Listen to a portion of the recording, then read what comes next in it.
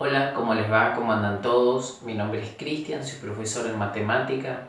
En la clase de hoy vamos a estar trabajando sobre la composición de funciones, cómo se define, las características y un ejemplo. Sírvanse un mate y vamos a los números.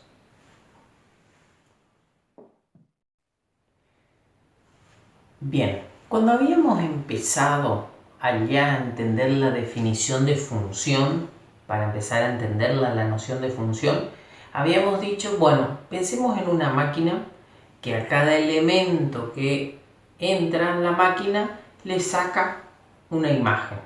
A cada elemento transportan la máquina con un nuevo elemento que es la imagen de ese elemento que entró en la máquina. Vamos a hacer un ejemplo aquí. Por ejemplo, esta primera máquina lo que hace es sumar 3. Entonces, por ejemplo, entra el número 1 a esta máquina y sale el número 4.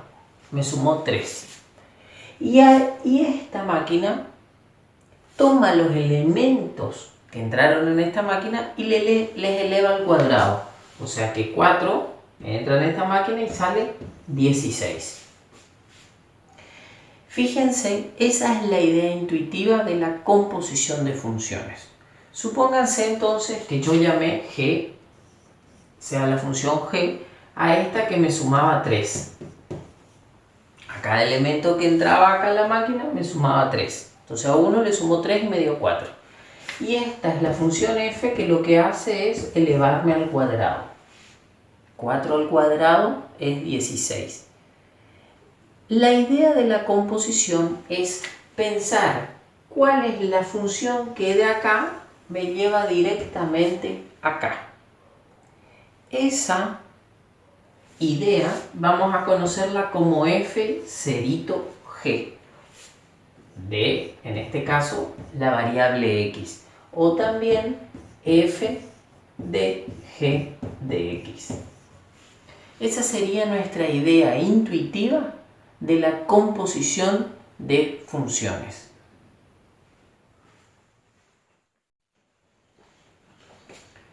Entonces, ahora que tenemos la idea intuitiva, vamos a la definición formal.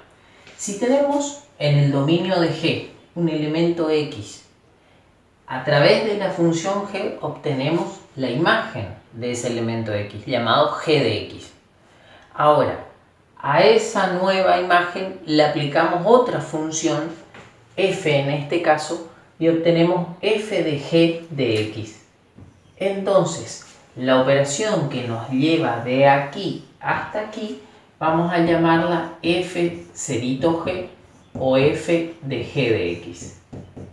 Entonces, cualquiera de estas dos maneras de denotarlas, denota la composición entre las funciones f y g, que tiene el dominio, todos los valores de x de la función g, y tiene que cumplir además que el conjunto imagen de la función g tiene que estar incluido o ser igual al dominio de la función f.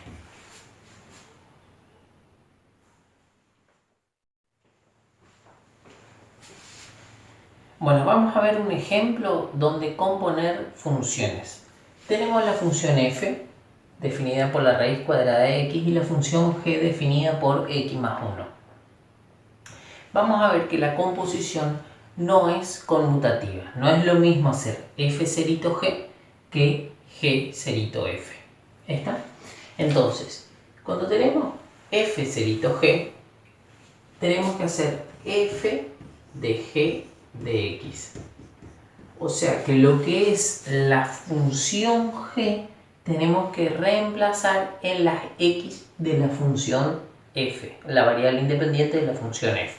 Entonces, g, que es x más 1, tenemos que reemplazar aquí y nos va a quedar raíz cuadrada de x más 1. Esto nos da f cerito g, la raíz cuadrada de la función x más 1. ¿Cuál es el dominio de esta función acá? ¿Cuál es el dominio de la función f cerito g? Son aquellos valores para los cuales la raíz cuadrada tiene solución. Y cuando x más 1 para que esta raíz cuadrada tenga solución, x más 1 tiene que ser mayor a 0. O lo que es lo mismo, va desde menos 1 hasta infinito. En este intervalo, esa raíz cuadrada tiene solución. Porque ¿cuál es el dominio de la función f? Los reales positivos. Para x más 1, que es una función polinómica, todos los reales. Pero x más 1 tiene que tener solución dentro de la raíz cuadrada. Y eso es únicamente cuando está en el intervalo desde menos 1 hasta infinito. Y para g cerito f, ahora tenemos que hacer g de f de x. O sea que tenemos que reemplazar f de x en g. Entonces, reemplazamos f donde están las x de g. En este caso, solo acá. Entonces, esto nos va a quedar raíz cuadrada de x, todo eso, más 1. Esto da la composición de g cerito f. ¿Cuál es el dominio ahora de esta nueva función llamada g cerito f? O f compuesta con g. Bueno, acá solo tiene solución x si es un número positivo. Por lo tanto, el dominio son todos los números reales positivos. O también escrito desde 0 hasta infinito.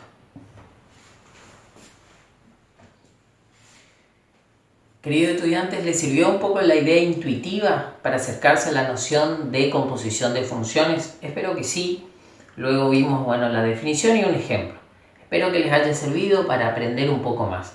No se olviden de darle me gusta, de suscribirse aquí abajo, también de compartir con sus compañeros. Les espero aquí para la próxima clase.